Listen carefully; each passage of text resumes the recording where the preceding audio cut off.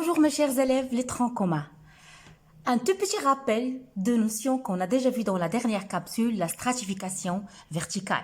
Comme vous le savez déjà, le domaine terrestre se caractérise par une diversification des milieux écologiques. Le milieu le plus exploité qu'on a déjà vu, c'est la forêt. Donc il est considéré comme le milieu le plus exploité par l'homme. Qu'est-ce qu'on trouve dans une forêt? On a déjà parlé de ça, mes chers élèves.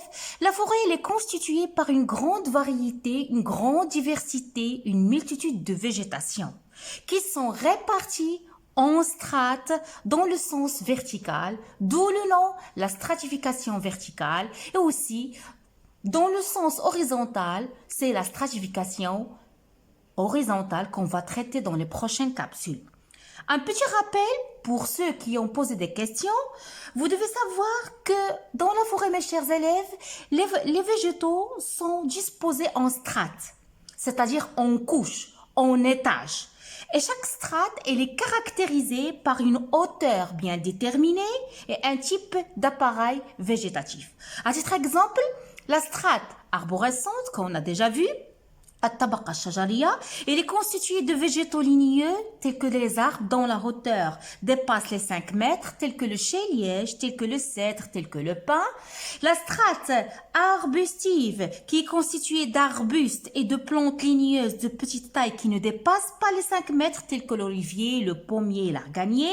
La strate herbacée, constituée de plantes à pieds non ligneux et des plantes à bulbes telles que le doum, l'asphodèle et le frisier. Je vous donne des exemples pour que vous les connaissiez très bien. Et arrivons à la strate mucinale, constituée de plantes qui poussent sur les troncs d'arbres, sur les rochers tels que les mousses, les hazaziyat, les lichens et les champignons fétriates. La strate souterraine, c'est le prolongement des végétaux dans le sol. Il est constitué de racines, de rhizomes et de bulbes. Ça, c'est un petit récapitulatif résumé de la stratification. Une des questions que j'ai reçues dans mon compte en Instagram par certains élèves, ils me demandent Madame, comment peut-on déterminer, comment peut-on mesurer la hauteur d'un arbre? Donc, comment peut-on mesurer la hauteur d'un arbre? Je vais expliquer, je vais consacrer cette capsule à la méthode de mesure de la hauteur d'un arbre. Donc, la réponse, mes chers élèves, elle est simple. Lorsque le prof vous demande comment peut-on mesurer la hauteur d'un arbre, tout d'abord, vous devez répondre, vous devez lui dire que pour mesurer la hauteur d'un arbre, on utilise un dendromètre, ok? On utilise un dendromètre. En suivant, l'observateur donc va suivre la démarche ou bien le protocole suivant. Donc, voilà un observateur. Qu'est-ce qu'il va faire? Il va se positionner, la première étape, l'observateur, il va se positionner face à un arbre. Ok? Puis, il va reculer, c'est-à-dire marcher en arrière, jusqu'à viser précisément le sommet de l'arbre. Regardez, voilà le sommet de l'arbre. Donc, comment il va viser le sommet de l'arbre? À l'aide du tuyau, comme vous voyez là, c'est un tuyau qui est collé sur le triangle isocèle. Donc, une fois qu'il va viser le sommet, il va faire une petite vérification. Il va vérifier est-ce que l'appareil, le dendromètre, il est bien vertical à l'aide d'un fil à plomb. Puis, il va mesurer la distance qui lui sépare. Voilà, la distance qui sépare l'observateur de l'arbre. C'est la vitesse grand D. Et aussi, il va mesurer la hauteur située entre la base du dendromètre, voilà la base du dendromètre. La base du dendromètre et le sol, voilà, c'est petit h. Donc, deux choses à vérifier que doit faire l'observateur. Il doit mesurer la distance qui lui sépare de l'arbre et aussi la distance petit h qui se situe entre la base du dendromètre et le sol, c'est petit h. Et ainsi, la hauteur d'un arbre, la formule qu'on doit utiliser, si vous voyez très bien, c'est grand H. Donc, regardez avec moi. Donc, on va noter que la formule pour mesurer la hauteur d'un arbre, grand H, vous voyez bien, pardon, grand H il sera égal à quoi? Il sera égal à grand D plus petit h. Sachant que grand D, c'est quoi? C'est la distance qui sépare, regardez, C'est grand D, c'est quoi? C'est la distance qui sépare l'observateur à l'arbre et petit h, c'est ça. Ok? Donc, c'est ça la formule.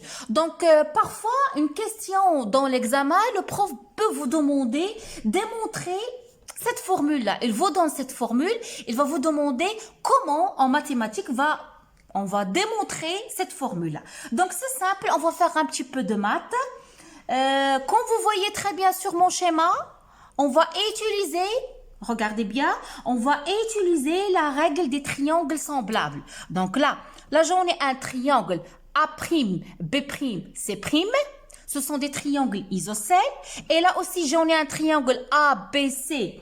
C'est un triangle isocèle, donc ce sont des triangles semblables. Donc lorsque j'applique la règle des triangles semblables, qu'est-ce qui va me permettre d'écrire cette règle-là? Elle va me permettre d'écrire AB sur A', B', il est égal à quoi? Il est égal à AC sur A', C'. Ça, c'est clair. Ça, c'est la règle des triangles semblables qui sont isocèles. On va faire un petit peu de maths. Cette formule-là, ça implique quoi? Ça implique que AB,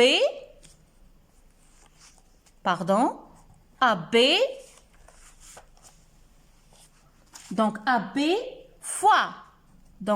fois A', C', il sera égal à quoi? Il sera égal à A', B' fois AC. C'est clair, ça c'est du maths. J'ai rien rajouté. Donc AB fois A', C' sera égal à A' fois AC. Et puisque c'est un triangle isocèle, qu'est-ce qu'on a? On aura que AB sera égal à AC. Ok, si vous voyez avec moi le schéma, voilà le schéma. Vu que c'est un triangle isocèle, donc AB sera égal à AC. Ça implique quoi? Ça implique A', B' sera aussi égal à A', C'. Donc, et A', donc, c'est un triangle isocèle. On aura AB égal à AC, implique A', C' sera égal à A', B'. Et si vous voyez avec moi le schéma A', B', c'est quoi? C'est grand D. Donc, on va noter ça. Donc, vu que c'est un triangle isocèle, on va mettre AB est égal à AC. Ça implique A', C' est égal à A', B' est égal à grand D. Donc, ça va être égal à quoi?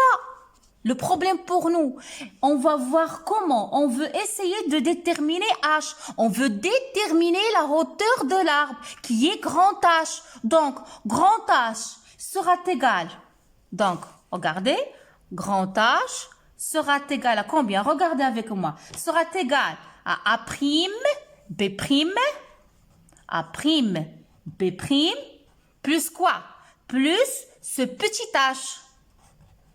Revenons à ma formule. A', B' est égal à A', C' est égal à quoi? Est égal à grand D. Donc, effectivement, la hauteur de mon arbre sera égale à grand D plus petit h. Et j'ai montré la formule. Donc, la hauteur d'un arbre sera égale à grand D, qui est la distance qui sépare l'observateur à l'arbre, plus petit h. Je peux noter petit h. C'est quoi petit h? Je l'ai déjà expliqué. C'est la hauteur située entre la base du dendromètre et le sol. Je peux même dire c'est la hauteur de l'observateur. Facilement, on a montré comment peut-on calculer la hauteur d'un arbre. Donc, ce problème sera résolu. Vous n'aurez pas ce problème dans l'examen, je l'espère.